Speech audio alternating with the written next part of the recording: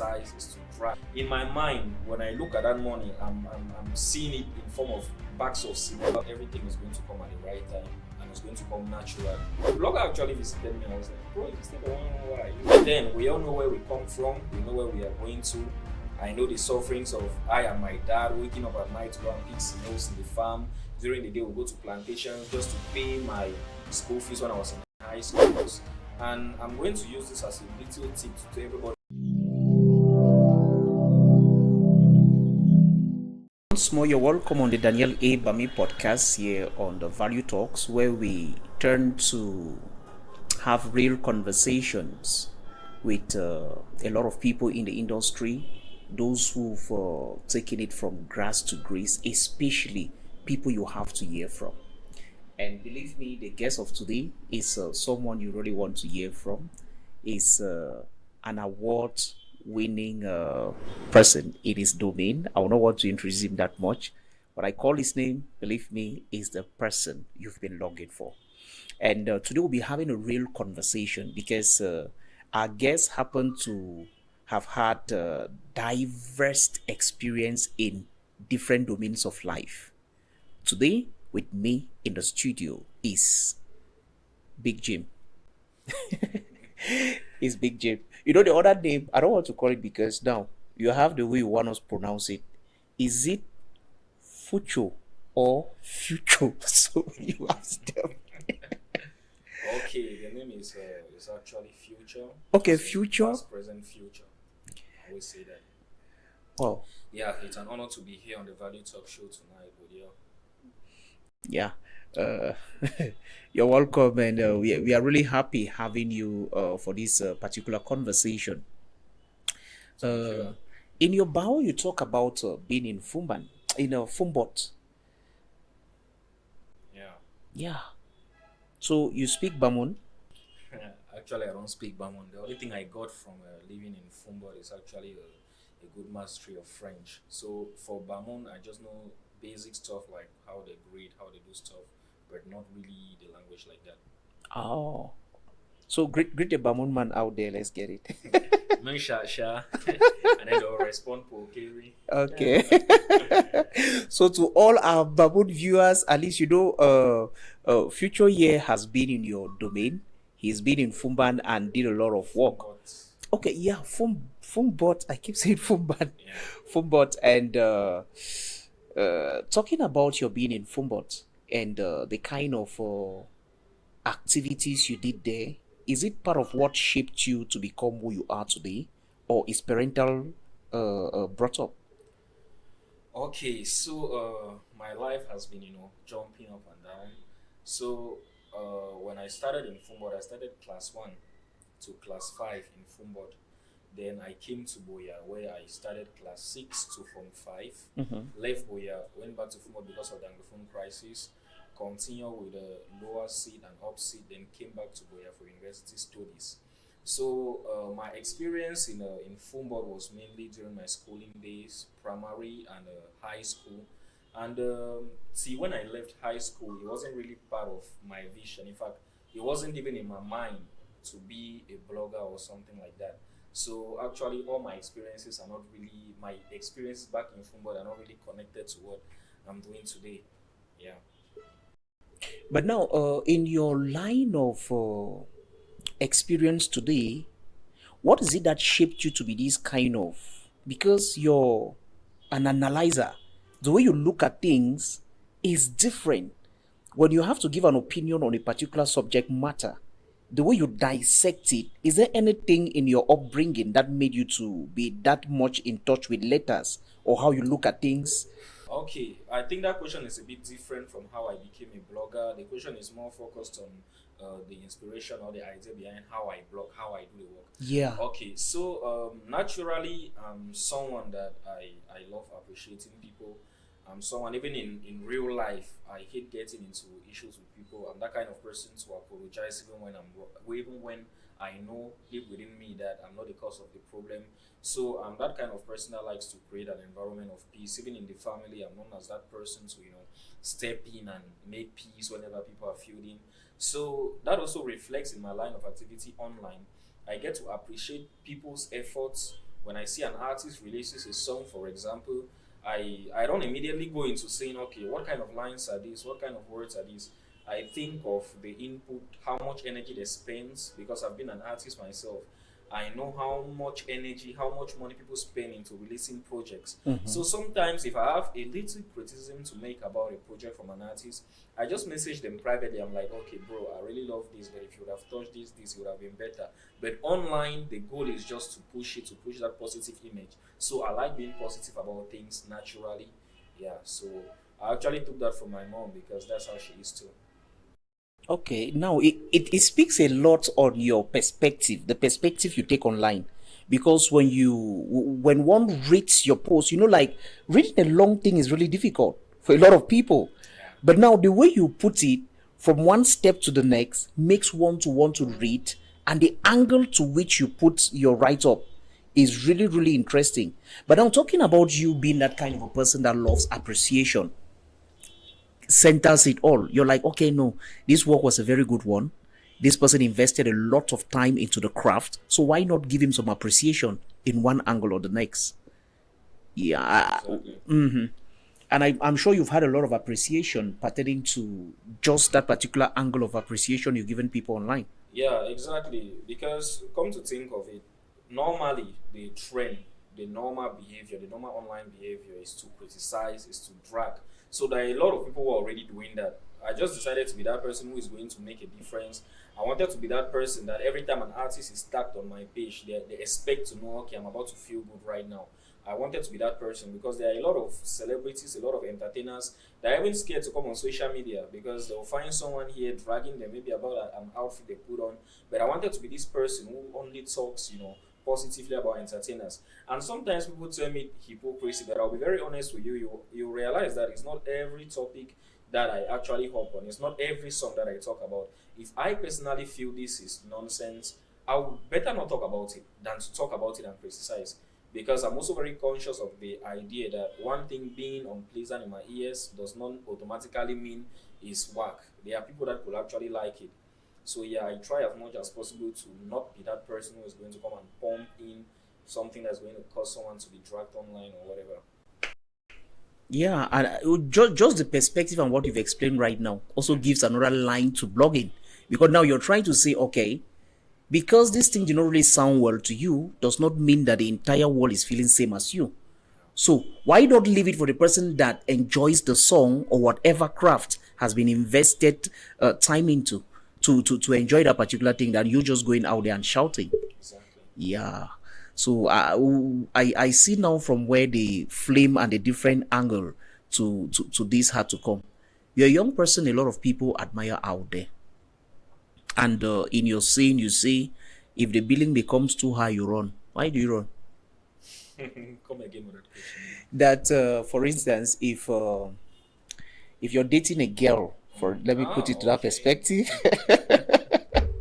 so you just drift away from the person than insisting. Why this theory until you can put it out there on letters? Okay, okay. So, this is more of my personal life. As a blogger, I try to. In fact, I'm not just a blogger. I would say I'm an influencer as well because I try using my life as a way to, guide people who care to listen. Because of course there are people who don't care, some care. So I try to guide them as much as possible.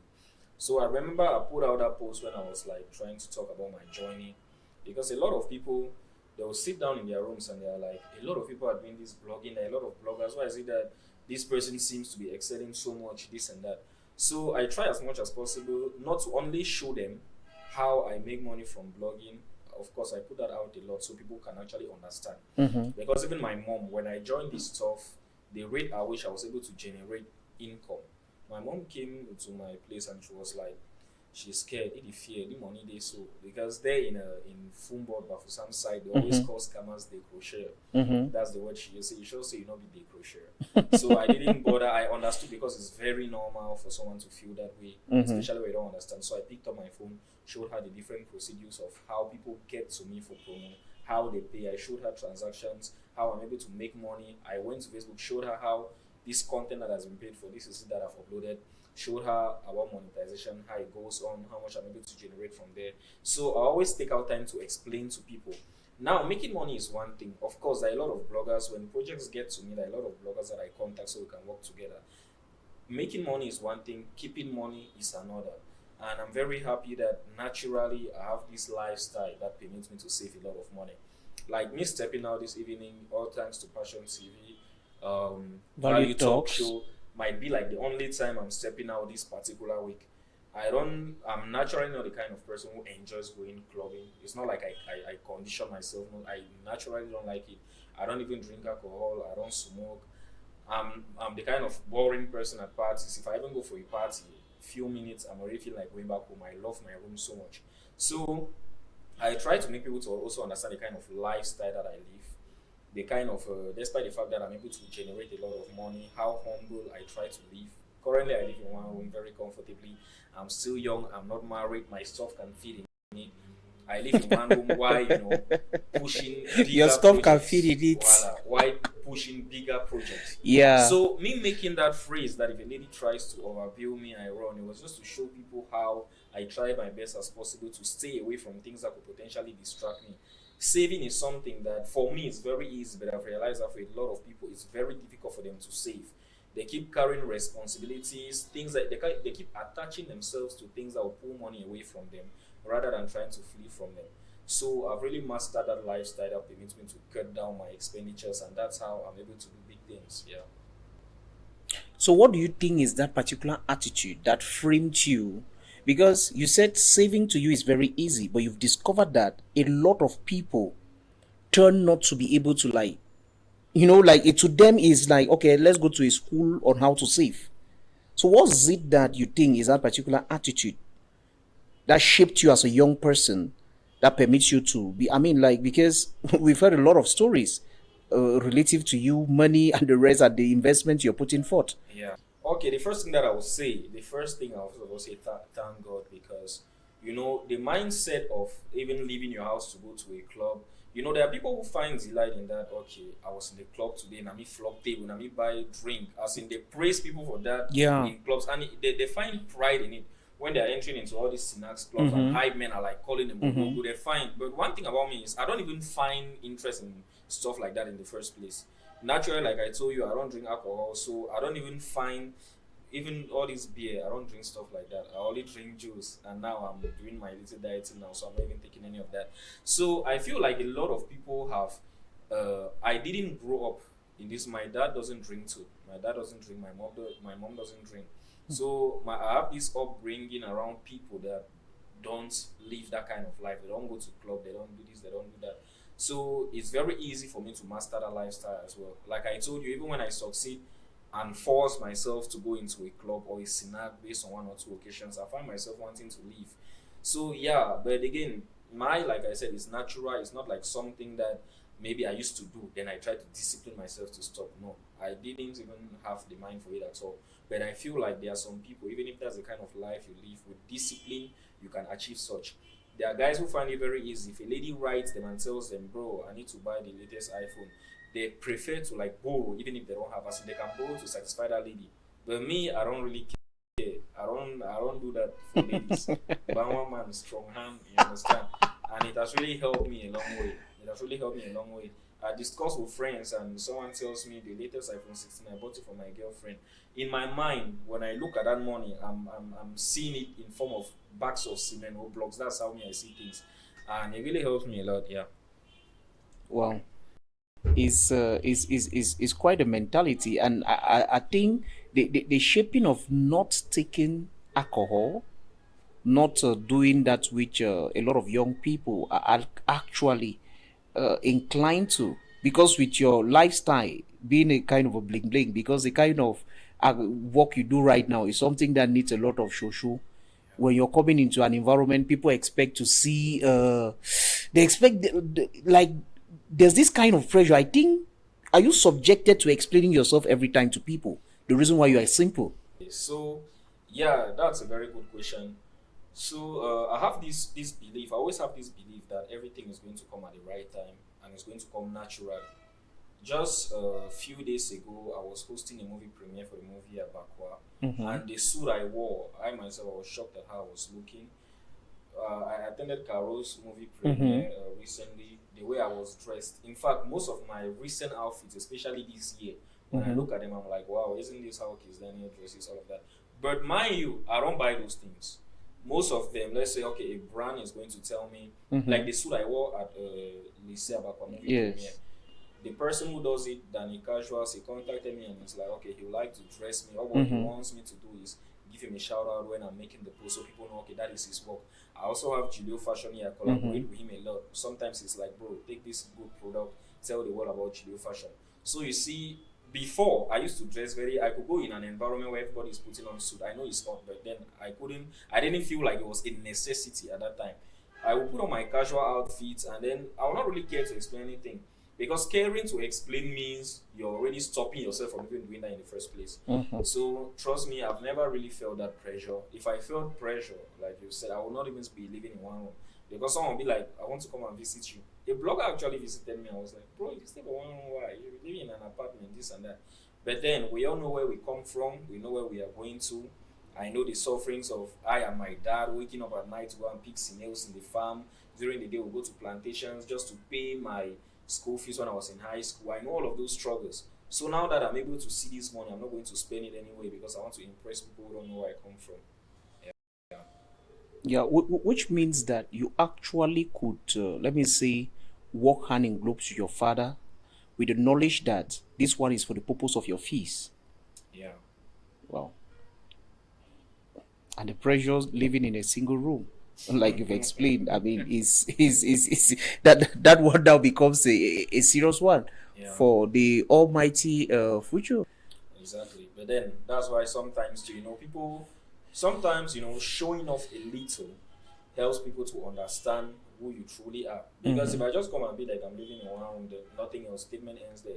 It's going to be like, the guy is suffer. So money not really blogging. Mm-hmm. So like you said, people look up to me. So I try to make them understand that I stay for one room. I have a massive project going on, building project.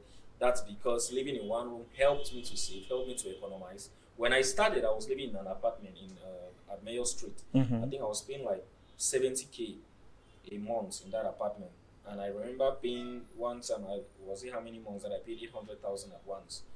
But now where I live, it's just 30K a month. You multiply that, Mm-hmm. it's just about 350 that you're spending at the end of the year. So you see, it helps me save more. That extra cash, I can use it to push other things. So, and if there's anybody beside me who doesn't want to understand, like those girls or girlfriend, for example, you just leave. Yeah. Which means that for a lady to be around a guy as you, the lady has to buy into the future. Yeah, actually, it's never really a difficult thing for most of them to do, given that when they come into my life, most of the time, for example, if I'm doing decking, they'll be the ones to help me cook. So they understand everything. And again, Okay. yeah, when you're a serious person, you only attract those kind of people as well. Yeah. Yeah. Yeah. Yeah. But I think for some young people who, if you have to give a tip right now to a young person who's thinking, okay, I've been doing this and that, and it's time for me to engage a life of saving. For instance, I want to save money, I want to improve to become my better with what I'm doing. What are some of the things you think the person should immediately do? Okay, the things you should immediately do is you should consider it, first of all, you should consider it a sacrifice. I want you to look at it from that perspective. Because if you're looking at it like, I'm just going to start doing this, I'm going to adapt to this lifestyle, then you're not really going to understand. Just look at it like a sacrifice for a period of time. I always sit down and I'll tell myself that in like 10 years to come, I would chop life. I always say this to myself. So take it as a sacrifice that, okay, it's just a therapy you want to do for about 5 years of your life. It's not much. You've been wasting your life going to clubs, spending money recklessly on women. I mean, why don't you just take 5 years of your life and decide to be serious as well to see what you're going to do? Now, in that 5 years, try to cut down all these habits that helped you, like that were chopping away your money back then. Try to cut down how you go clubbing. Try to cut down how you look at luxury. There are some people, like the new iPhone is coming out very soon. I think that will be iPhone 17. I think Mm-hmm. there are people that are itching right now, as in they are willing to remove everything in their savings just to get that, to show everybody that they have upgraded to a new level. quit trying to live the life of, okay, I want to impress people, I want to make people see and say, remember, it's just you alone. If you go broke tomorrow, all those people you're trying to impress today are still going to look down on you. So why don't you exercise patience, build up your life, and be serious? Try your best as possible to know that it's not everything that you're going to spend on. Try to cut off everything that makes you to spend unnecessarily, and you're going to see how it's going to work really fast for you. Yeah. And there's a mentality you've inculcated. Like, you talk about the fact that fame does not last forever. What does it really mean to you? Is it that it does it make you fear, like, okay, what if, and as a result of that, you try to like fast forward and move fast? Yeah. Yeah, truly I fear, but then I wouldn't actually say fame doesn't last forever. What doesn't last forever is the relevance. Okay. You can be famous, you can be a very popular person today. Yes. Just like this popular francophone artist that that blew up with this song Chapo Chapo. They call him Happy the Fulang. Yes. Voila. His name is, if I call his name, people know his name. But he has lost the relevance. A brand will not see the need to probably endorse him as a brand ambassador right now, because it's no longer the relevance is no longer there. So yeah, you can stay famous but no longer relevant. So what I fear is becoming irrelevant, and it can happen in so many ways. It's not like I'll stop being a good blogger. We are on Mark Zuckerberg's app. Yes. Mark Zuckerberg, that the landlord, we are basically the tenants. They can decide one day and say, he's bored of this app, he decides to delete it. That, like, it could end my career, it could affect my career to a great extent as a blogger. So I'm conscious of these things. Aside that, there's this thing called shadow ban. When you go against Facebook community standards, and the standards are so many and difficult to understand. Like recently, I posted a video of a baby girl dancing with diapers. I saw it more as a comic video, but now for Mark Zuckerberg, it was like I'm promoting maybe kidney unity, I don't know, something like that. So it's very complicated. I've been on that app for more than 5 years, and it's very complicated to understand the community guidelines. So you could go against Facebook community guidelines and then they shadow ban your page. Shadow ban is a situation whereby you're posting and people are no longer seeing your content. Not like you're not posting, but it doesn't appear on people's feeds. So you see yourself, maybe you were this popular person, you were posting 5 minutes, 1,000 likes, you post same 5 minutes, you see maybe 20 likes. So I fear those things a lot, and because of that, I always feel like now that you're hot, it's your time to collect. As when I inbox maybe some of these young TikTok creators, I'm like, how much do you charge for a post? And then they call a heavy amount. It drives me away, because the clients cannot probably afford. You know, they can come to me and they be like, contact these TikTok creators, let's collaborate to promote this song. And maybe their budget is this, then I contact them, their budget is way more higher. Of course, I'm going to run, but deep in my heart, I just feel like these guys are doing the right thing. Because trust me, a time is going to come where all those likes you're having, I don't want to mention names, because like I said, I don't like really talking down on people, but there are people that used to be hot before. Right now, you don't even hear about them again. The money is gone. They are not making money anymore. So now, where your pap be hot, make sure so you drink them as before you cool, you understand? So yeah, that's one of the inspirations behind the things I do, because if I had the mindset that this thing will last forever, I wouldn't be like forcing myself. I'm still young, I would check and say, man, the chop life jolly go. Yeah. Yeah, and I think that's, but like what you've explained is that one is just the social media lifestyle. Like, move fast, be careful. I mean, like, go through this censorship, but at the time when the mechanism, everything is working to your favor, take advantage of this particular mechanism to do what you're supposed to do with. Exactly.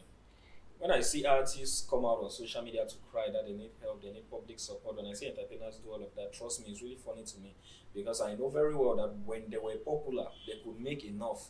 But the issue is, when they were popular, they wanted to live the lifestyle. These are some of the things I think of that, guide me as well.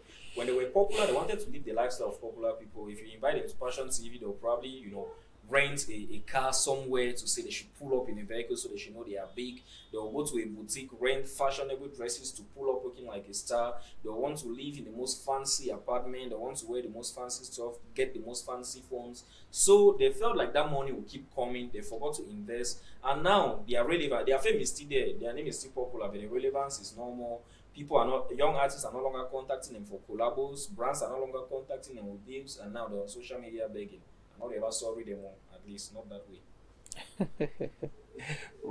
But you've been going out for a Yeah, couple of yeah, yeah. people That was a because it's contact good to with. reveal it. When you do this, do you have like a personal talk with them to like, okay, this is what you could do to revive your brand, or you just go up and no personal talk? Yeah, I have personal talks with a lot of them, but always I have this big belief that if someone is about to really take a crucial decision in their lives, it's supposed to really come from them. Because I remember a lot of key decisions I've taken in my life, people advised me, but I only took the advice from those that were saying something in line with what I already had. So I strongly believe that there are really some things that people need to sit down and realize themselves.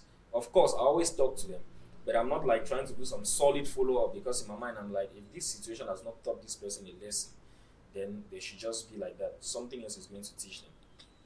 Yeah, and it makes a lot of sense because now it's like personal conviction. Actually, you're going through this struggle. The struggle has taught you a lesson or is disturbing you. So if you've really learned something out of it, then you'll change. Yeah, sure. No, you are an artist. I used to be. Wait. Around. Oh God. You had an album, EP. What level? And singles. Singles. I released a couple of songs. I could say more than five. I don't know the exact number. That's a part of my life that sometimes I try to forget. But I You can't try to forget. But I can't really forget because it's Is like there? rich. Yeah. You know, one thing leads to the other. But it taught you a lot of things. Yeah, and it made me discover blogging as well. Music is what made me discover blogging. So I used to be, let me talk about my music career a little. Back then, when I was in Fuchor high school, most of the things that I did in these stages of my life, I never thought of them when I was growing up. So when I was in high school, the Cameroon artist Kosi is an artist that I really admired the way he did music. So his way of rapping, I used to listen to Sakodi. But now, when Kosi came, I saw Kosi as this version of Sakodi that raps in a language I can understand because Sakodi himself raps in this Ghanaian language too that I don't really get, but I like the way he speaks. Yeah. So when Kosi came, I felt like, okay, this is a good version of my favorite rapper that I can actually understand what he's saying. So I started listening to Kosi's song and I discovered that I could sing most of them. Many people could not sing the way he used to rap twist fast. A lot of people that I knew could not do that. But I saw myself doing that effortlessly. So I felt like, okay, maybe I could actually do this. So I started writing my own lyrics. My first freestyle that I did, a lot of, and it just went viral online. I don't even know how it happened. Even the likes of Salatiel, Measure Big Blogs, they shared it once. A lot of artists shared that particular freestyle. And when Salatiel shared the record label, Talanga Motion Pictures discovered me. Much love to the boss, Mr. Talanga. So they discovered me and felt okay, they could make me a superstar. We worked on a couple of projects. I even have a song featuring Askia on YouTube. So we worked on a good number of projects that even aired on Trans Africa. But after some time, the record label boss, and I'm going to use this as a little tip to everybody who has a record label, please. You could feel this excitement that it's time to sign more artists under your label. But trust me, it's going to do you more good if you sign one person, let that person blow up really big, and then sign more people under that record label. Because that artist who is really big is going to serve as a branch to hold those younger ones and come up. Just like how Blue Nation worked with TZ Panchak for so many years. TZ Panchak became a superstar before they even brought in people like Koros, Razy, young Jay Crisori, young stars to be under the record label as well. So I was under the record label. My name was popping a little bit, and then he signed another artist. He signed two more artists. Now these artists gained some level of their freestyles. They dropped freestyle and went viral online, and then they started disrespecting, no longer giving credit to the record label boss to the extent of going to sign a record label deal with another record label while their contract with Ananga Motion Pictures was still valid. So the record label boss, that like demoralized him. He felt like so he can be working, suffering for this kid, and tomorrow they just disappoint him like that. I mean, it was the level he was moving court to court, trying to settle cases, losing money. So that particular act demoralized him. I was passionate about my music career. It was not something I grew up with. But I had this level of passion. I removed my own little money that I had. I recorded a couple of songs, sent it to the record label group chat. People appreciated it, but the boss himself, I just felt like his energy had died down. And then the contract I signed was 5 years contract, and I was still just like in year 2, 3 like that. So I asked myself, am I going to let my life waste under this record label, or I'm going to look for my way out? And then this is how music led me to discover blogging. When I was doing music, I discovered that every time I was about to release a song, a big chunk of budget was going somewhere. It was going to people called bloggers. And to some extent, I appreciated a lot of them, but some of them I felt like, so they've given you all this money and this is all what you're writing about me. So I joined a platform that was created by a friend, Hip Hop in 5.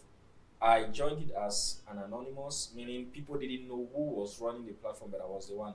I was using this platform to promote my own self. I would talk about people normally, but then I would be stealing out time to talk about my own career, writing about myself the way I want. So while working on that platform, I discovered that people were actually contacting me to promote them as well. And I discovered that, okay, so I can actually make money from this. So I was just doing it, when I was an artist, I was doing it partially. But when that record label deal ended, no, let me not say ended, when my boss's energy died down, I thought, okay, let me take this up and be more serious with it. So yeah, that's how I got into blogging. And the main things that I set as goals as a blogger is that the first part, which is the part of positivity, which I've already explained. I like my platform to be all about positivity. Another thing, I have this platform that recently clocked 1 million followers, followed from over 40 plus countries worldwide, Music Based Africa, promotion of African music. I wanted to use that platform as a way because I discovered that we have a problem in Cameroon. Our top entertainers, despite the fact that they are very popular in Cameroon, but when you step outside Cameroon and you ask, do you know this artist? Do you know this actress? People are like, who is that person? I've never heard of this person. I've never heard of this song. So I wanted to use those platforms. I wanted to grow a platform that promotes Cameroonian entertainers, that will serve as a bridge to expose what we have in Cameroon to the outside world. So that's where Music Based Africa came to life, and I was able to work there with colleagues, and we got to 1 million followers. And also my personal page, Fuchor, I use that mainly. If you notice, I will hardly post something that is not about a Cameroonian on my personal page, Fuchor. So I use that as a way to say, okay, I'm standing for the culture 100%, just to grow Cameroonian followers, because that's also how you're able to, get influence in your own country. Yes. Yeah, so that's how I got into blogging. So this the you said what Africa for Music based. okay, music based Africa. So far it's doing the exploitation internationally, Yeah, and the numbers are really good. yeah. So you think most bloggers should like venture into this kind of, because this angle I think is international kind of blogging. Yeah. The writing there is thoughtful. Like you may decide to penetrate a particular zone for a particular time just because of what you want to gain in the months to come. Exactly. Yeah, as a young blogger, I spoke about monetization earlier. As a blogger who is, because a lot of bloggers join this field and then it's like their goal is just about that monetization. Though I will not advise your goal to be that, because first of all, ask yourself, are you passionate about it? And what you're blogging about, are you passionate about what you're blogging? For example, if you give me a page that has to do with football, just like we have a very good Cameroonian football blogger, Ade Divine. If you give me a page like Ade Divine's page to run, that page is going to crumble in no time. Because funny enough, I'm not really a big fan of football. All this Real Madrid, Barcelona, I only get it because people talk about it. Yeah. But I don't really follow stuff like that. So you have to make sure that what you're posting about, what you decide to blog on, the niche you choose to pick up is something you're naturally passionate about. I love music from the word go. I'm always the person to check, what's happening in this particular music star's life, what's happening. I can narrate a lot of their stories offhand.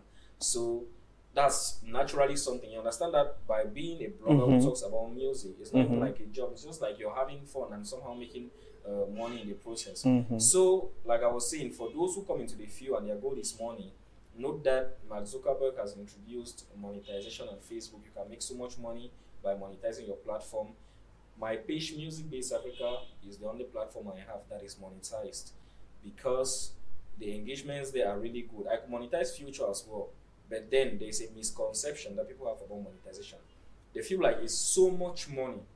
You'll see somebody with 5,000, 2,000, 500 followers even asking you, bro, I need to monetize my account. And so they're telling you how they want to fly out to Dubai so that they can be in an eligible country. The truth about monetization is that you need to have scary engagements to make a reasonable amount of money from it. And now, when I look at my page Future, I look at the engagements I get. I don't see myself making a reasonable amount of money from there, so I feel like there's no need. And then there's this thing Facebook does whenever you monetize. It's like they give you something with the left hand and they want to take with the right. Yeah. So with monetization, you have to make sure that you grow a platform. Like I said, Music Base Africa has over 1 million followers. I have a post that I made today that's more than even 20,000 reactions on it. But Future, despite the massive name and all of that, most of my posts, if you don't overdo, na 10K you get. So I'll not really make much from it if I monetize it. But Music Base Africa are making a lot from there. So again, you tend to reach new markets, a wide range of clients when you choose to grow an international platform. I have artists who contact me from Nigeria for promo. I've worked with Timaya's team. I have artists who contact me from Ghana when Black Sheriff started popping. I worked with his team. Like when you have such an international platform, it opens you international doors as well. So yeah, those are some of the advantages of having. And like I said, the main advantage was my own. Like the main objective I had in mind was to have a platform that would export our homemade products to the outside world. Yeah, which means that I understand the niche because you talked about passion. Yeah, it's good it's not just because you follow some platforms at times that you don't really know the niche, like their understanding of blogging. Like going through what you write, I could say you're a good analyzer, according to me. You look at stories from angles people are not looking at. And now you've explained because you love giving appreciation out there to people. yeah, If something was done, because you don't like it does not mean that another person out there does not. yeah, So rather than talking down on it, you prefer not to even talk about the thing at all. yeah. So this angle of monetization right now, that's a trend. Every young person wants to monetize their platform, which is becoming a very, very big thing. For you to be telling us that your page that we know about is not really the one bringing out the cash. In the branch of monetization. Yes. That in the branch of monetization. Yeah, because I had to weigh the options. I had to on my page platform when it comes to deals itself, as in brands who recently had a deal with Key Bank, and I've been having deals with universities, this and that, artists. When it comes to those who contact me as I want you to promote us, it's mostly on my page Future. Because like I said, I've managed to when it comes to the Anglophone Cameroon social media space, I've managed to have this level of influence that Key Bank, for example, when I had a deal with them, the term was that I need to give them at least 500 new people that are going to sign in and start. This is a bank where people put in their money. You understand? Their money could go at any time, so people are normally very skeptical.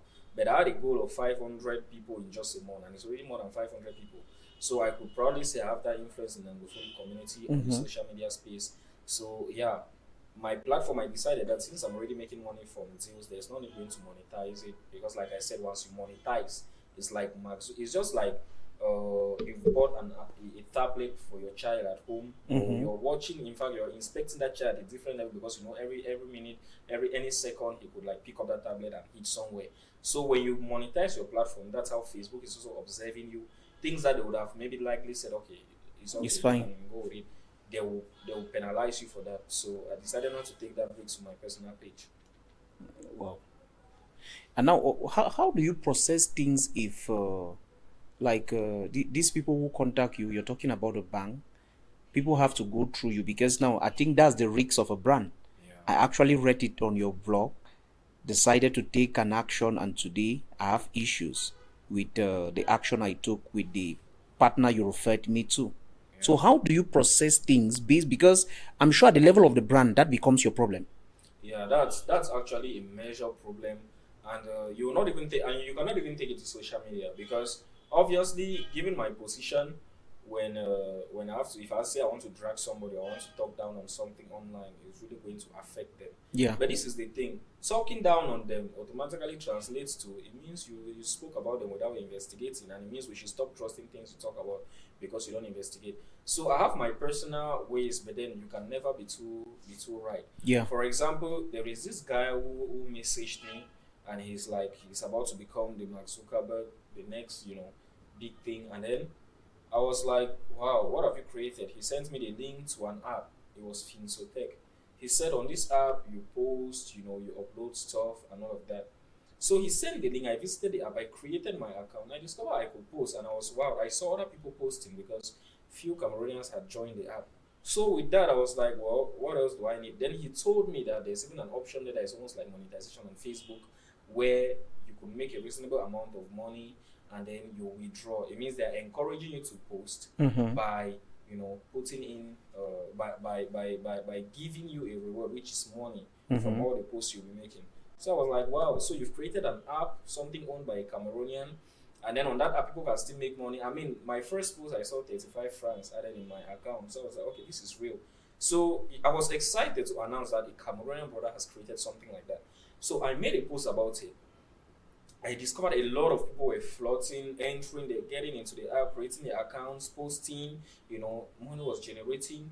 And then at some point, I discovered that when you make this money, because the limit you can withdraw is 1,000 francs, when you make this money and it's time to withdraw, you need to be a VIP member of that app, which means VIP member, you have to register. I don't know if it's 5,000 francs because I didn't register at all. So when I saw that, I reached out to the person. I said, bro, you didn't tell me that people will need to maybe register to be able to obtain this money. Mind you that I only tried doing that when I had 1,000 francs. So, of course, a lot of people had joined before I realized that there's something like that. So the guy told me that it's actually a glitch. They're still trying to, develop the app. And then he told me, okay, what's my account? I told him. He just went, touched something, and he told me, let me go and withdraw now. I can withdraw even without being a VIP. So I went and withdrew. So I felt like, okay, that's an issue that has been fixed for everyone since he complained that it's a glitch.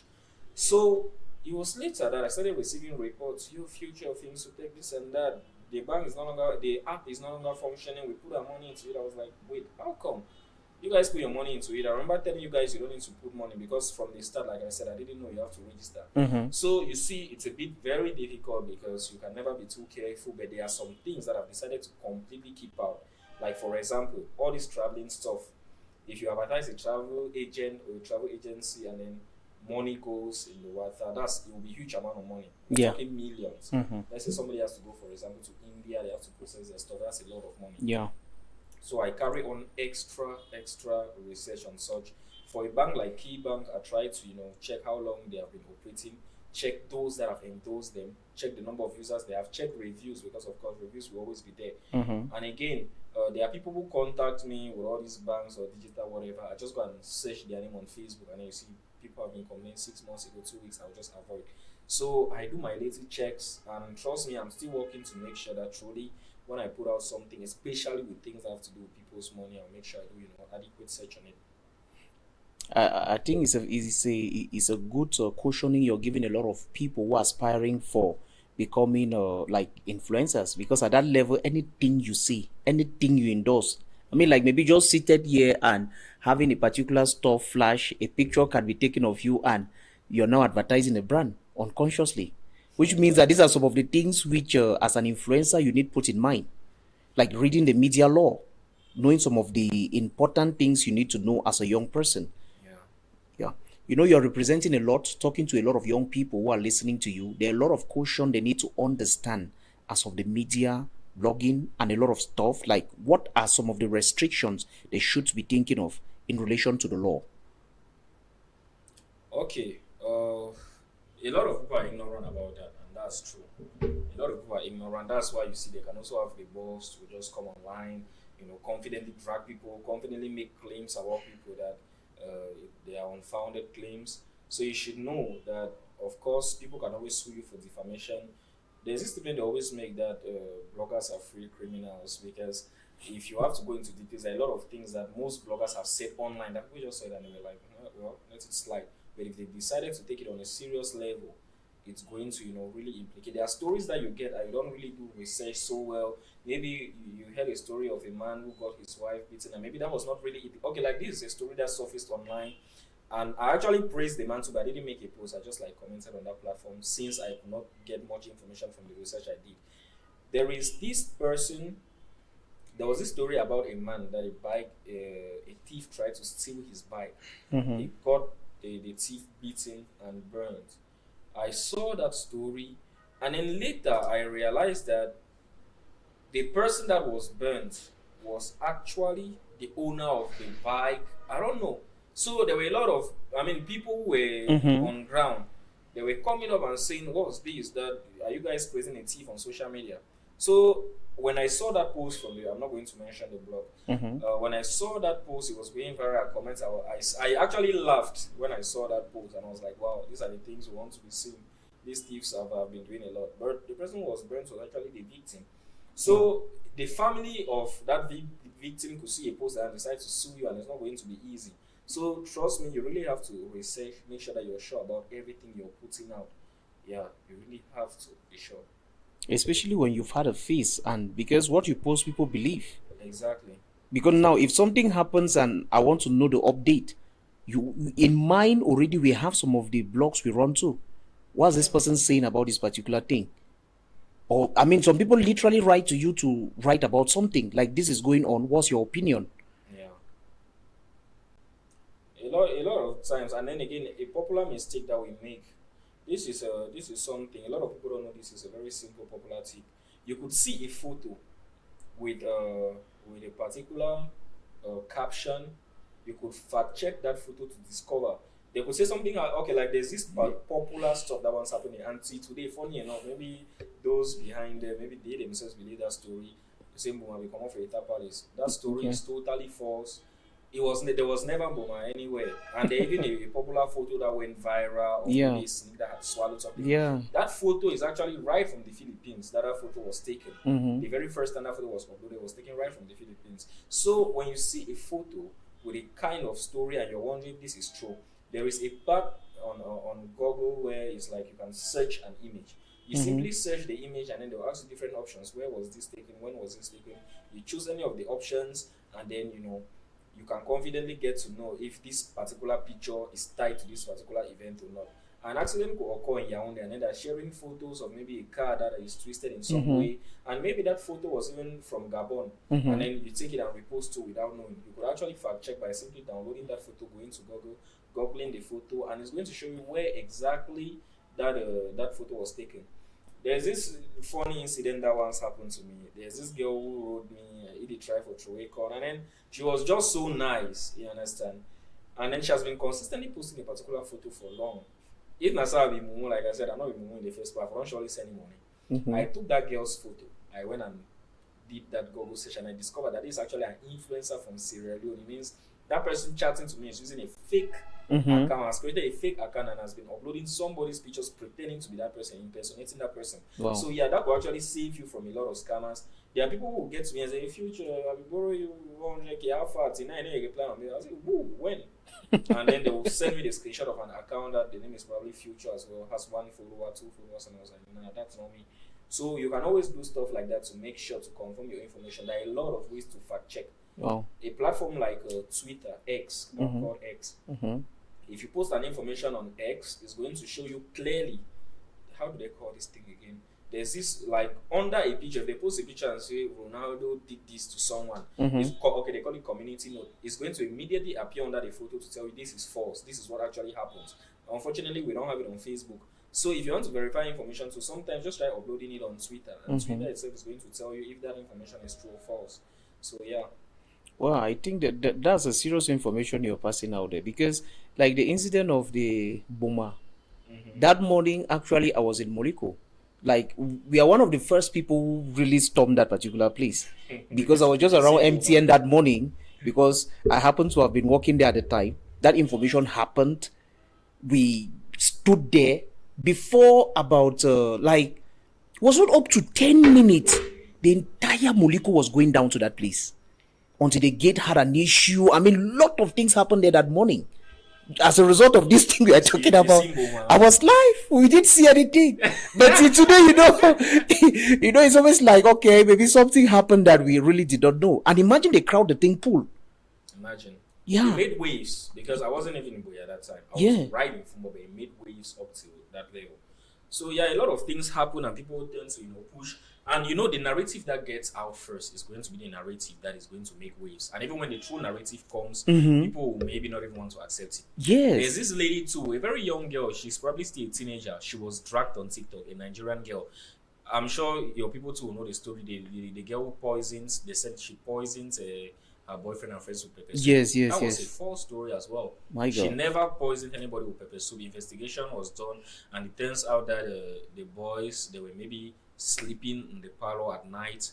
It's like they left the generator, like the fuel was finished, and then now this dark thing was popping. Yeah. So that excess intake of that generator fumes, that's what the doctor actually. But then the real version is never going to be as popular as the fake version because people enjoy the fake version. People did trends, TikTok, say seriously. See, your girlfriend cooked the job or her. Trends were everywhere. So even when the real story comes, people don't want to believe it because the fake story was just so sweet. And that's somebody that has been, pins down already for it. That young girl's life is somehow messed up. If she's not it's messed up. Yeah. The verification of informations, I think this one you're passing out right now is a good cautioning for especially young people who want to engage into blogging and actually build a sustainable brand. I think verifying information, actually sending out the right information with a proper investigation being done will really help their brand a lot, because I'm sure you enjoy your brand as a result of some of the decisions which you make. Yeah, and again, aside trying to make people to understand that I am credible, there's something I always do. You can never search my name online and see it associated to any kind of controversy. I work with a lot of people, and when they pay for promo, I always ask them, what are your expectations? Because an artist might come to you paying you for promo, and then the expectations is that I want to see 1 million views. And then you don't even care to ask what their expectations are, probably because you're just too excited to, receive a Momo alert. And now after making the post, they discover that they probably don't even have up to 1,000 additional streams on their project, and they're like, I paid you for this job, I trusted you to do it, and then I've seen no changes in my career or anything. So I always want to ask, what are your expectations? If you want me to promote your Facebook page, what are your expectations? And if I cannot do it, I'll be honest, I tell you I cannot do it. And now if I give you my word and tell you after this post you're going to see at least 1,000 new streams on your project, and after the post you don't see 1,000, I refund your money. I've had to refund people's money, though that was years ago, twice, and it wasn't, one time it was 100k, one time it was 250k. There's this artist that I promised that I was going to, give him 10,000 followers, and my page got affected, shadow ban.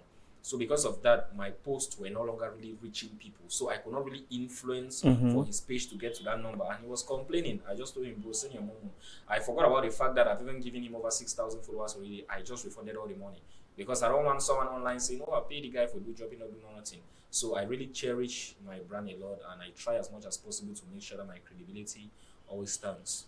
And that's a serious sacrifice just for the purpose of your brand. Yeah. Because some people prefer to go the other route, like, okay, I've done some work, and you could not blame me that the numbers did not add up. Yeah. And at that, you now have someone dragging you or someone talking about you in the quarters. Yeah. And there are people out there who always just look for the least opportunity. Trust me, in as much as I say I try to do my things perfectly, there's someone out there just waiting for something negative to pop up about my name for them to start, spreading all kind of lies here and there. So I try as much as possible to avoid it. Well, beautiful viewers, we'll go on a short break and we'll come back. Our guest here will be giving us a shout out. We'll be talking to some people out there, saying some shout out here on Passion TV. So you listening, you can actually have it. So some artists, since a lot of people are watching him right now and they want to hear from him. Some of the people you're currently promoting, so we can also promote it on our traditional media. So we want to hear shout out, and who are the prospective artists which you're looking at? Who are the artists you should be looking at in the country right now? Because I'm sure you are doing this research like never before. So you give us some names and advice to the young people watching us. We'll ask you one question about monetization. Again, we'll come back on the break. Thank you.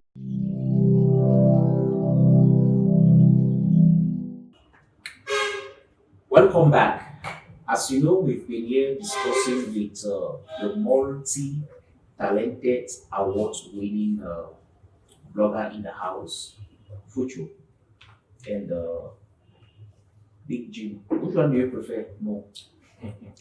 Even that Big Jim, you're not actually saying English. Oh God. Big JM. Okay, Big JM. Yeah. So if I have to call it, I say Big JM. Yeah. Many just say JM. Okay.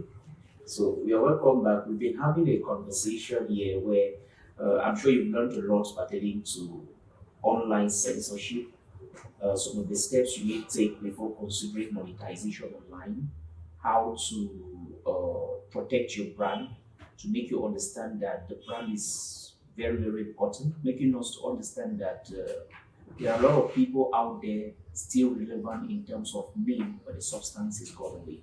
So you need to employ a lot of time into maximizing that which you're enjoying of right now.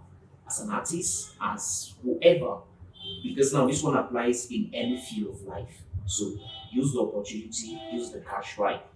We've had a lot of tips on how to actually save. And why not go on a diet like Fuchor here? not drinking, not smoking, not because now you don't humanize too much. I don't at all. Say too much. So what do you want to do? There are fake pages out there representing you. How do you deal with that? I try as much as possible to educate people, to let them know that I have a couple of Facebook handles. So on Facebook, I have a page Fuchor, Fuchor, and it is followed by, I think right now it's 231,000 people. So of course, if you see someone writing you and claiming to be Fuchor, and their handle is not up to that number of followers, you know that they might be fake. And then I have a backup page that I created. Like I said, stuff can happen. The name is Big JM, 35,000 followers right now. And let me tell you something, always feel free if you're chatting with someone and you doubt if it's really me, if it's really Fuchor. I'll never reject a video call because I understand the rate of scam happening out here. So if you try to give me a video call and I refuse, that should be the first red flag. I'll always, even if I need bathroom soap from my face, I'll come show you. You understand? So yeah, always feel free to verify any way you can. No, you see, that one is a very, very good one because, I mean, just searching a name as yours is popping up a lot of things. There are over 50 accounts with Fuchor, with my profile picture on Facebook. There are Fuchor's wife, Fuchor's first son, Fuchor's grandmother. Yes, I saw Fuchor first son today, and I was like, which one is it? So you brought a child. So now that's full representation. Like this man is the one that birthed me. So I'm the first son. So literally, what the story you talked about here, someone writing to you saying, "Oh, you're owing them 100,000, you should pay them back," is true. Yeah. It has happened like that a couple of times, and some of them will just accept that okay, their money is gone, but it all depends on the amount. Sometimes I could be like, just take this one, but next time don't do such an error. And again, it also depends on how they come. Some might be sounding disrespectful when you try to tell them you made a mistake. You're okay, I'll be like, go sue me for court. So, looking up to you, you're in the music industry promoting a lot. You've done things internationally and nationally. So, what are some of these artists you should be looking up to? Will you be telling us them? Okay. Like upcoming, you should be looking up to. Yeah. Yeah, of course, there are a lot of talented up-and-coming artists that we should be looking up to, that they really do good music. The issue is they don't really have this popularity yet. Someone like AJ Barboy, I remember I was just at home when started falling David in Boya this evening, and I was listening to his music. He's a very talented guy. He sings like the late Fish, and he has his own style too. So he's basically like Fish plus maybe his own style. So he sings really well. We have a young talented singer that I personally discovered in my 17 as very talented vocally. We also have a lot of good rappers, like we have Okuno, we have Clodo, we have Paligram, we have good artists who are very dope performers as well. When you watch the likes of Burna Boy performing, you ask yourself if we have artists who can as well perform that way. We have artists like Jirakin. We have stars. I'm very happy for these guys because they are people are actually knowing the name already. King Luka, Yeah. he signed under Akumba Music. He came into the game, dropped straight hits in a row. Ashwabi dropped Fragile again, and he has another song coming up. His boss says his title already. We have Elisha K. We have Alva signed on the same record label. In fact, it's a very long list. I can go on and on. But if you're a supporter of Cameroon music, I will always encourage you. Most of these young guys, they need your support, they need your encouragement. They're putting in a lot of work, and it's investment. So most of them are independent even. It's investment where the only reward they are waiting for is for you to listen to their music. So if you're watching this right now, pick up your phone, go to YouTube, and support the rising artists today. Thank you. Wow.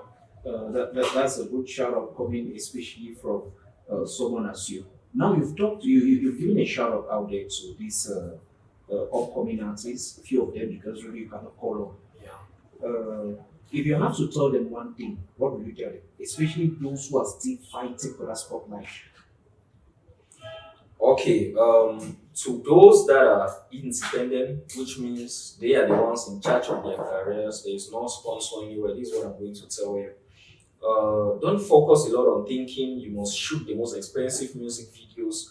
Don't focus on thinking you must, go to Dubai, rent vehicles, do this and that for your music to be heard. Don't think you must work with the most expensive producers. Because one thing most of you do a lot that make your energy to burn down fast is that you spend a lot of money, you spend a lot of resources, and you're expecting those results ASAP. Most of those that I knew that were pumping in that energy, they have dropped because they cannot keep doing that. So trust me, when you're still rising, the only thing people want to do, the only thing people want to see and discover is the talent, is what your voice can do. And sometimes when you're even, doing all this flex lifestyle, you even discourage those that can potentially want to help you. Because most Cameroonians, emotional blackmail works a lot on them. If I post a young artist, for example, who is doing a freestyle in a kitchen, the Wisdom Fireside kitchen, that video is most likely to get more engagements than the one who rented a Lamborghini, sat inside and did a freestyle. This is because people want to feel like, oh, this guy is really talented and he's struggling. Let's help this guy. You understand? That's the whole logic. Even when most artists get to me sometimes and they're like, I want to release a project, but I want my name to pop first. I'll be like, you start by dropping a freestyle and you make a freestyle. Maybe you could gather some boys in the quarter. You guys stand like quarter level. People they know so you still get really uprising. You're from the gutters, literally. Even if you have the money, you don't have to show it off. Another thing too is as a rising artist, you have to make use of dropping covers.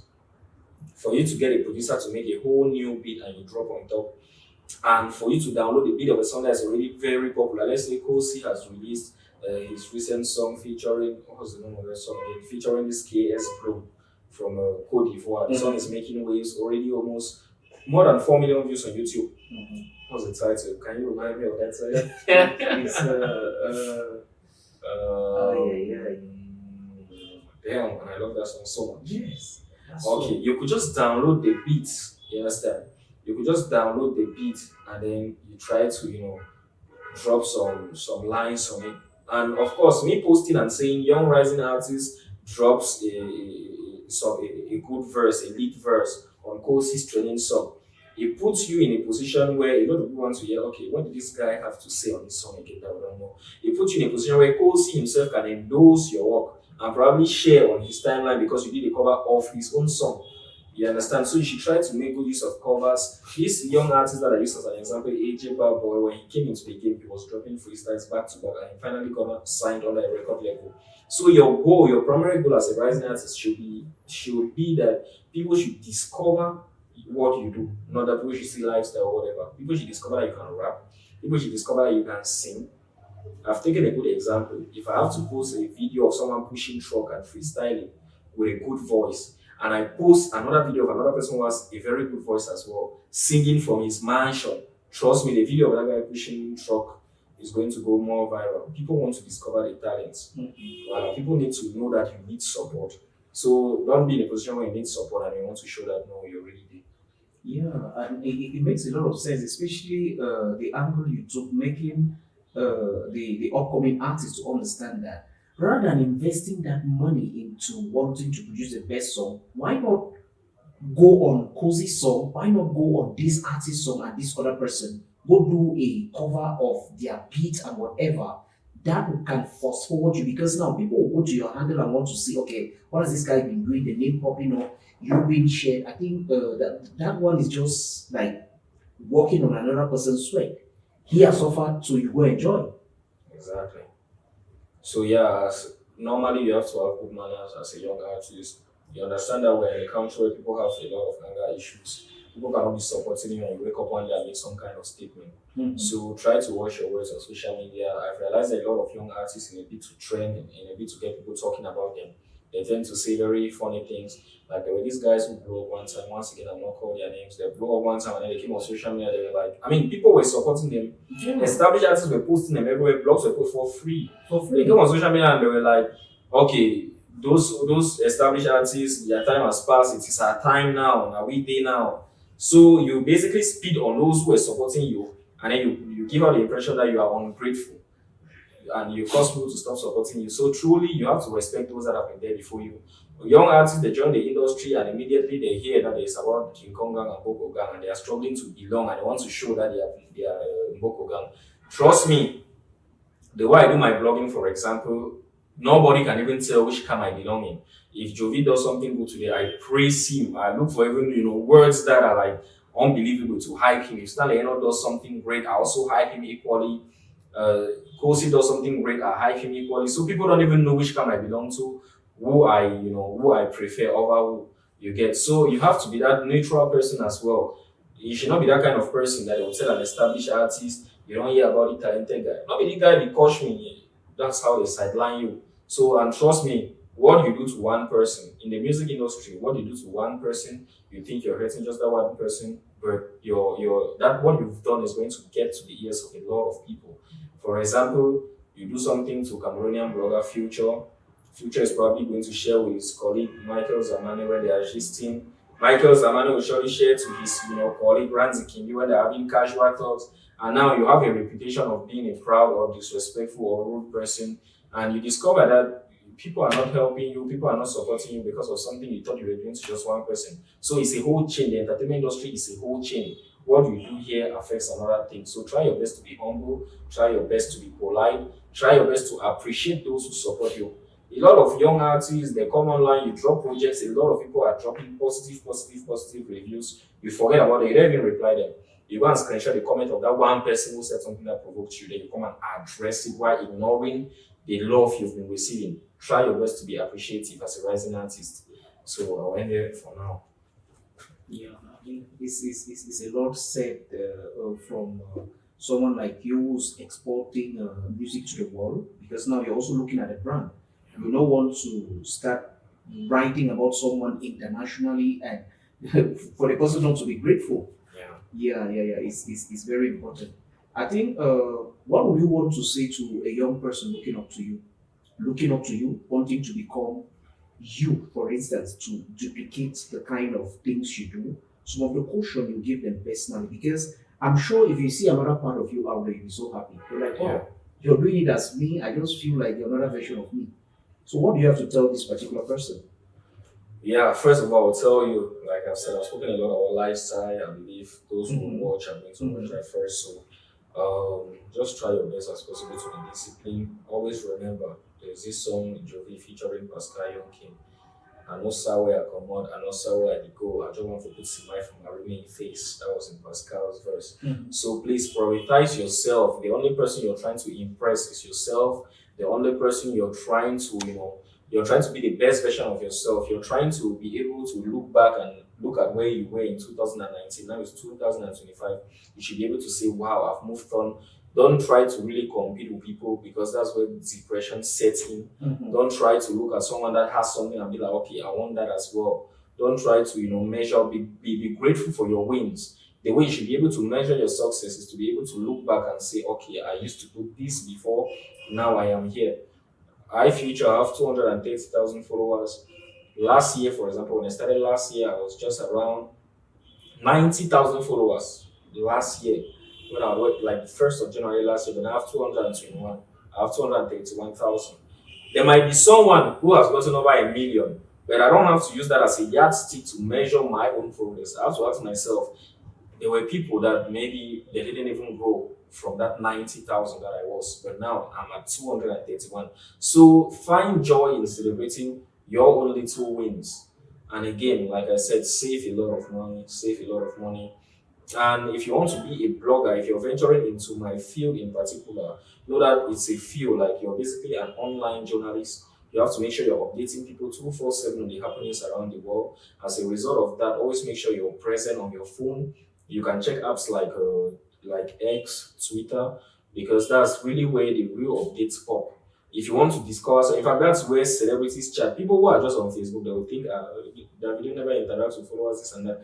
Go to X and you will discover how he replies even a normal person when he's there arguing with people, this and that. So X is like a platform where the real updates pop. If you discover, if you follow most of these popular pages on Facebook, they always post screenshots of things happening on X. Like they will take a screenshot of it, come on Facebook and post. When Burna Boy wants to make a controversial statement, anything, he drops it on X and then the screenshot and start posting here and there. So make sure you're on Twitter, X. The platform is now called X on App Store, Play Store. Make sure that you're updated. Make sure you follow popular platforms. I, for example, when I joined blogging, I made sure I followed all my senior colleagues, those who were very consistent. Platforms like 237 Showbiz, Mimimafo, because they are platforms that I trust and I know they always really have fishes and they always do some level of research before reporting on stuff. So try to make sure you're following people. Try to make sure if it's on Facebook, I always give this little tip to people privately, but let me say it here live on Passion TV. If you join Facebook and then you want your page to beginning numbers quickly, and you're doing the kind of blogging where you're talking about celebrities. If you notice on Facebook, there's this option for group, not just pages. There are groups that have been created and dedicated to particular celebrities. You can see groups about Ronaldo, Messi, even Abubakar Benson. I'm sure he has groups. Stanley Enel, Jovico. See, there are groups that have been created and dedicated for them. Join all of these groups. Now, when you post about them on your personal page that you've just created that has probably 0 followers, share these posts into the groups. A post about Stanley, share to Stanley, a post about Messi, share to Messi groups. You will discover something with time. Members of this group will be like, okay, so this particular fish is always talking about a favorite person. Let's follow. That's how you'll be able to build a platform like Music Base Africa. I built it that way. I built it by, in just 4 years, I have 1 million followers. Like, that's really huge. That's really huge. So the way I built it was like, I'll do research about an artist like Rema, some facts that people don't maybe know about him. Like, for example, he grew up with a single mom, he used to do odd jobs and that. But people just listen to the music, they don't really care to dig that much. So I did this, my Did You Know series that I write, Did You Know? And then I write something very catchy, maybe funny, maybe sad, maybe exciting about a particular popular entertainer. And I will share to groups. If it's about whiskey, I will share to whiskey groups, Davido, I'll share to Davido groups. That's how with time, followers of these artists in this group started following my page as well. So that's a little tip. And yeah, make sure you're consistent. Make sure that if something happens, one thing I always try to do is that I sacrifice my sleep whenever there's a big event. If Francis Ngannou is fighting, those fights always happen at very irregular times. Sometimes they will tell you happen at 9 p.m. and then finally it's at 1 a.m. at night that the fight is happening. I'll make sure I stay up at night to make sure I am the first. It's like a priority for me. I want to be the first to put out information about something. The Cameroon Ballon d'Or happened recently, even the mountain race as well. I try to make sure that immediately, you need to see the way I was refreshing, because the mountain race, I was in Douala when it was happening. Come and see what I was researching to make sure that immediately any post at all from anyone who is on ground about the mountain race comes up, I copy immediately and I report on it. So try your best to make sure you're the first to deliver info. If something happens to Fuchor now, and then let's say this evening, something happens to me this evening, maybe something good, and people are reporting on it. The first person who is going to report about it is going to get a lot of reactions. Then imagine you who is reporting about it 2 days after. It's already everywhere. Now, all news, all man already here. So of course, it's not going to get reactions like that. So try to be current, try to be consistent, try to be present online, try to make sure you're sharing your post to every group. I remember this post when Samuel Eto'o published a photo of his structure that he has in Music Bona Prison. Yeah. When I saw that, I posted about it immediately. I shared everywhere, and he had a lot of reactions. When Abubakar Benson signed into this club, I'm going to call it Music Basic, that's something. I spoke about it. I have posts that have over 40,000 reactions. I have posted over 100 and something reactions on my personal page Future because I was the first to talk about it. So yeah, just try your best to make sure that now work this way. A lot of people feel like it's not a real job or something. It's actually a real job. I have people that I've employed on my backup page. I'm paying them monthly to post just the repost, but still it's like wahala. It means they cannot come up with the repost daily to post. I've had to change every now and then. So it's not as easy as you just sit down and feel like, I wait till day. Someone will write it to promote you sometimes, and then you'll be like, you will pay this for a post, and you'll be like, not only for write or team posts. They don't understand the stress that is involved once you try getting into it yourself. That's true. And I'm sure this is a serious master class you've gotten for free, because now, before saying it, he said, this one is normally given privately. Yeah. But now putting it out there is because actually the question was, if you want to duplicate, and especially if you want to be a blogger, look at all these particular platforms and see into this angle of consistency, which is very, very important. And I'm sure you're really being educated and you love it. This one takes us to our last question of the day, which has to do with how do you sustain work? How? Because now, you basically, what does it mean to work online? Because now you basically work, you can stay in your room all day and you're working. Yeah. What does it mean to like do this? Then your mental health, going through all of this, struggling, just manipulating your phone, being there. How do you sustain it? I mentioned I was dieting, for example. I'm sure you wonder I be dieting because it's those that are very fat, this and that. My weight was around 99 kg.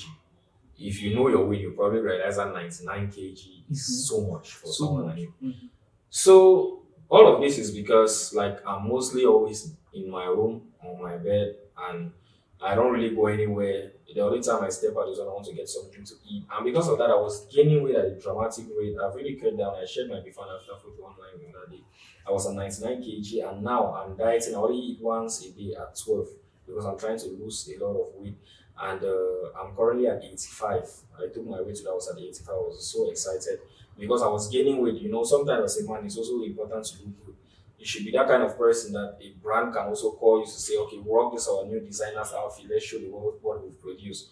Yeah, being an influencer, I have to also prioritize how I look physically. So that's just to show you the level at which doing this my blogging job has affected me to the level that I'm gaining weight dramatically, something that I really don't like. And I also think like it's cool because you might want to complain, but when they put you in a position where you have to live in your house, fight traffic, go and sit in one office, probably there's no air conditioner, work the whole day, sweat, having a boss to shout at you, this and that, you realize that that's actually soft life.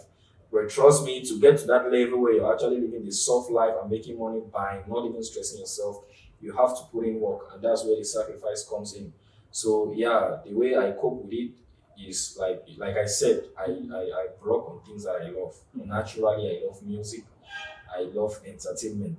So it's basically like a hobby for me. You go suffer now when you want carry things will not concern you. Yeah. You want to be a political blogger when you don't even know anything about politics, and now it's like every time you have to make a post, it's deep research because you don't even know who is who. So you realize that you start stressing yourself. So I'm coping actually. It's really easy for me because I picked something that I love, and trust me, I will be selfish and I'll be telling lies if I say I don't enjoy the job. It's actually simple. Yeah. It's a good one getting that actually you're improving on your dieting, because that one is very important for us. Because as you grow, a lot of people, like the gift you've given today on Value Talks, they are actually learning and want to know what Future is thinking 5 years from now, the things you've learned, achievements, so people can keep hearing your story and being inspired by that which you're improving towards. So it was really a good one having you today on Value Talks. Usually what we do on Value Talks is that the last guest leaves a question for the next. So there's a question for you from our last guest. Yeah. So when you answer his question, you now leave the question for the next guest. If you didn't know who the next guest was going to be. And no, they don't do. So you just give a random question and he's there. Because if I call who left the question, you know the person. And the things we don't disclose, we just leave it that way.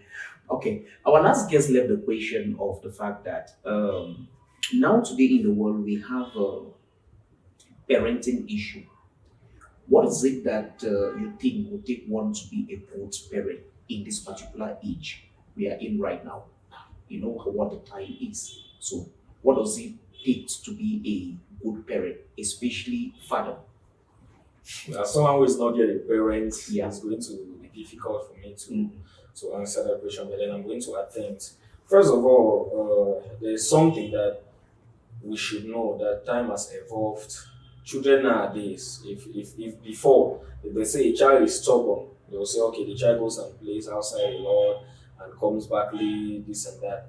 But now, a child being stubborn could mean the child is on TikTok 247. Back then, there was nothing like TikTok in the first place. Mhm. So, you should try to understand that the world has changed and there is a method that you could feel, okay, that's how your dad raised you guys, or by probably, using a cane, using his belt on you, you might want to know that such methods do not really work again.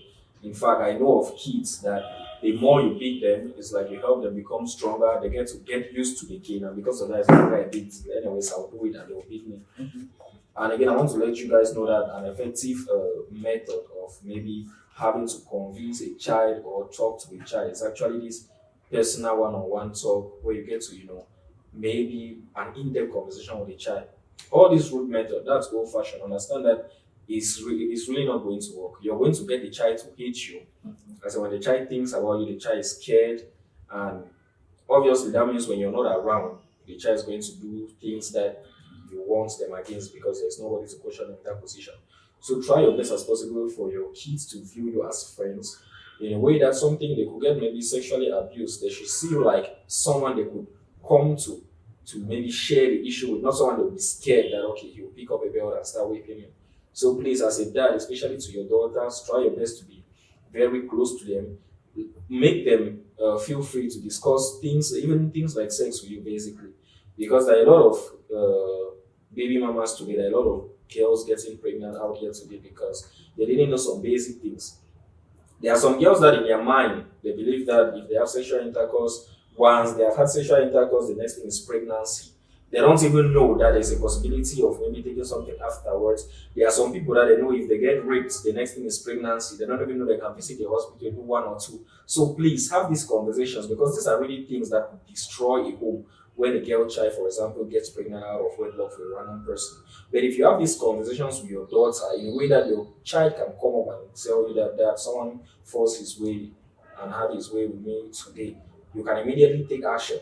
It's not that kind of thing that, like, I find it very funny when a dad or a mother only discovers that a child is pregnant, like after 3 months, like you see the signs yourself and discover what kind of relationship were you building with that child that the child was unable to even tell you that they are dating. Yeah, up to this level, I would say that's a little error my parents did. Up to this level, my mom still like finds it very weird to sit down and maybe discuss something about relationship with me. When I want to bring it, she'll just be shying away from me. She still sees me like that small baby. And Yeah. this man is dating already. She cannot even imagine things that are happening already.